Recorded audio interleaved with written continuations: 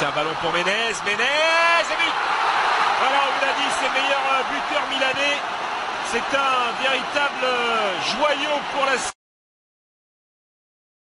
Lige à la 23e minute sur une erreur défensive du Real Madrid. Ça fait 1-0.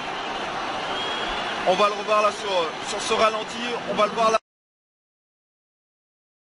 Passe en retrait. Fixe le gardien, une première feinte de frappe et on vient glisser le ballon sous le ventre de... Oui, qui presse Nacho et qui l'empêche de se retourner. Hein. Oui, le pressing est très bon et très bon aussi. Et surtout, voilà, quand on voit ce genre de pressing là, Philippe, c'est important aussi de suivre ce qu'a fait Jérémy Menez et il profite effectivement des... Il vient sortir devant la menace. Sorti là pour Philippe Mexès. Le drapeau ne s'est pas levé. Mexès c'est parti avec Bonaventura. Bonaventura à gauche, il y a du monde. Stéphane El Shaarawy qui va provoquer, El Shaarawy qui va frapper, qui va... Oh, il est bon. Le pharaon qui double la mise pour les Rossoneri.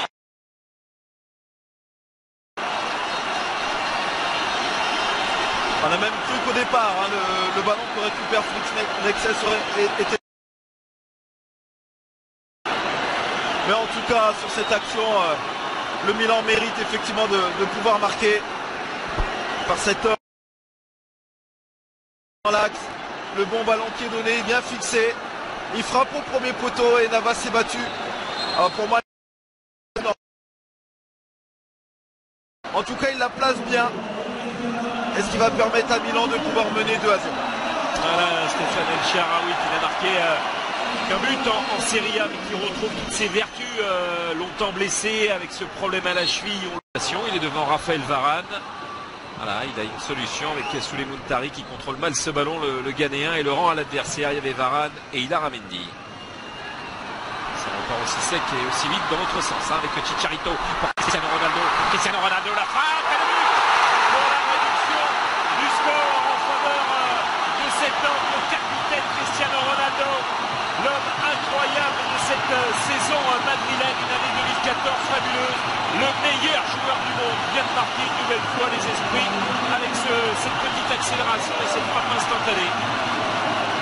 C'est là où excelle le Real de Madrid, c'est-à-dire dans ces ballons qui sont très rapidement récupérés, où on se projette vite vers l'avant.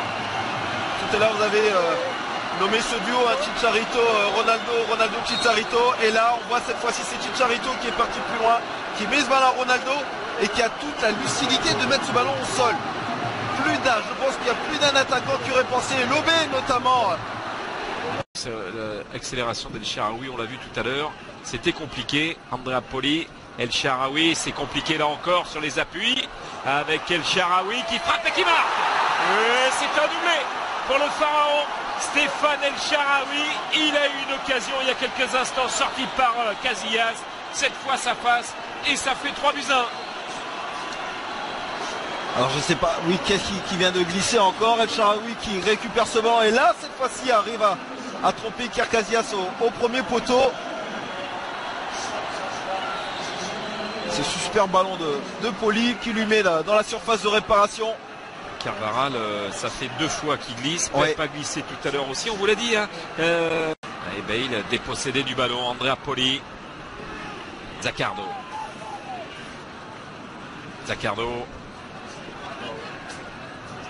Mbaye Niang, le ballon piqué pour Pazzini. Et ça fait 4.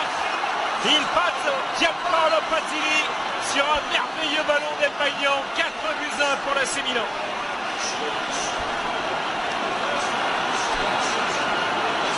Ah oui, un Milan qui est très efficace sur cette seconde période. On va dire c'est sa deuxième occasion, on va dire franche.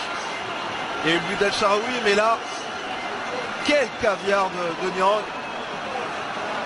Et il a levé la tête, hein. Il l'a bien vu au second poteau. L'intelligence aussi de Pazzini, vous avez vu, pour pas qu'il se mette en position de hors-jeu, il a reculé pour mieux pouvoir aller chercher ce ballon de la tête. Et puis surtout se défaire aussi du marquage de Pep. Voilà comment on arrive à échapper à un marquage tout simplement. Benzema, mais c'est récupéré encore par le Real et par Marcos Llorente, le centre de Carvaral. Ballon dévié par Andrea Poli, il est au sol et penalty. Penalty obtenu par le Real. faute. Ouais, tout à fait logique cette faute, j'ai envie de dire, parce que il y avait de la percussion, il y avait de la tension à ce moment là de la part de Niang qui vient accrocher tout simplement Nacho. Ouais, c'est surtout le bras. Le bras là à ce moment-là. Alors après il y a le tacle et puis aux 28 buts dans l'année 2014 en compétition officielle, c'est pleine lucarne, c'est en force. À 2. Et Agadzi, pourtant parti du bon côté, n'a rien pu faire sur cette frappe superbe. Bien placé de la part de Karim Benzema. Il y a la force, il y a la précision. Même si Agadzi est parti du bon côté, mais pour que le ballon puisse rentrer.